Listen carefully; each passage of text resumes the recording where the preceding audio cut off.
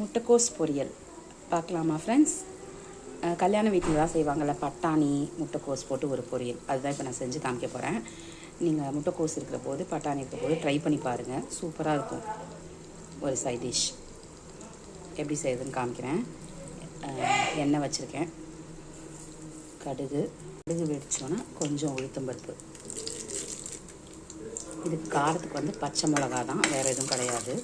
நம்ம காரத்துக்கு தகுந்த மாதிரி பச்சை மிளகா கட் பண்ணி வச்சுக்கணும். நான் காமிக்கிறேன் உங்களுக்கு. பச்சை மிளகா, வெங்காயம் ரெண்டும் கட் பண்ணி வச்சுருக்கேன்.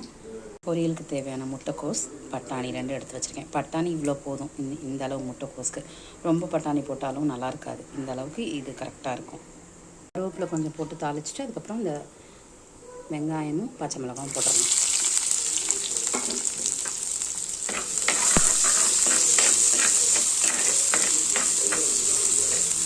இது கொஞ்சம் வதங்கணும். பட்டாணியை ஃபஸ்ட்டு போட்டுட்டு ஒரு மிக்ஸ் பண்ணிக்கலாம். அது கொஞ்சம் இதானோன்னா அப்புறம் முட்டைக்கோஸ் போட்டுக்கலாம்.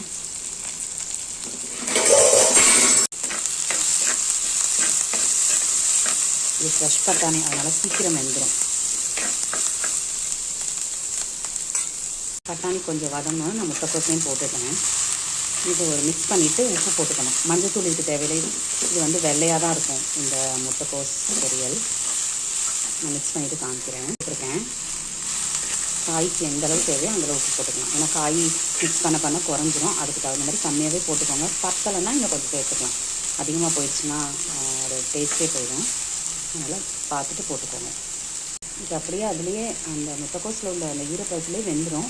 சப்போஸ் வேகாத மாதிரி ஃபீல் ஆச்சுன்னா லைட்டாக தான் தெளிக்கணும். தெளித்து ஒரு 2 செகண்ட்ஸ் மூடி வச்சா போதும், வெந்துடும். முட்டைக்கோஸும் பட்டாணியும் நல்லா வெந்துருச்சு.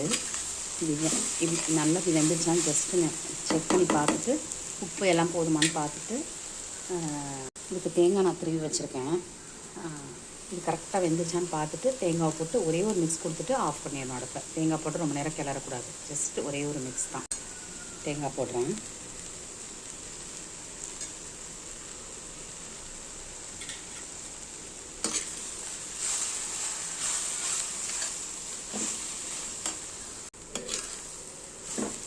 நல்லா மிக்ஸ் பண்ணிவிட்டு அடுப்பை ஆஃப் பண்ணிட வேண்டியதான்.